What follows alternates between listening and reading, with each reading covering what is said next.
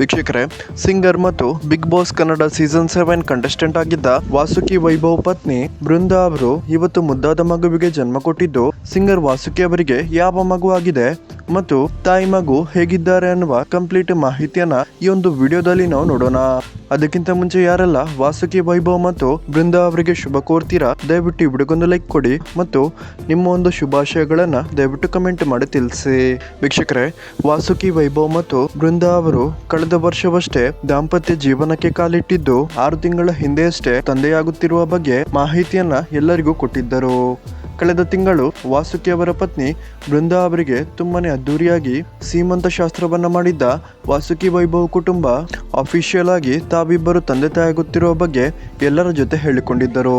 ಇವತ್ತು ವಾಸುಕಿ ಅವರ ಪತ್ನಿ ಬೃಂದಾ ಅವರು ಮಗುವಿಗೆ ಜನ್ಮವನ್ನ ನೀಡಿದ್ದು, ಯಾವ ಮಗು ಅಂತ ನೋಡೋದಾದ್ರೆ ಬೃಂದಾ ಅವರು ಮುದ್ದಾದ ಹೆಣ್ಣು ಮಗುವಿಗೆ ಜನ್ಮ ಕೊಟ್ಟಿದ್ದಾರೆ. ತಾಯಿ ಮಗು ಇಬ್ಬರು ಕೂಡ ಸೇಫ್ ಆಗಿದ್ದಾರೆ ಅಂತ ವಾಸುಕಿ ವೈಭವ್ ಸೋಷಿಯಲ್ ಮೀಡಿಯಾದಲ್ಲಿ ಹೇಳಿಕೊಂಡಿದ್ದಾರೆ.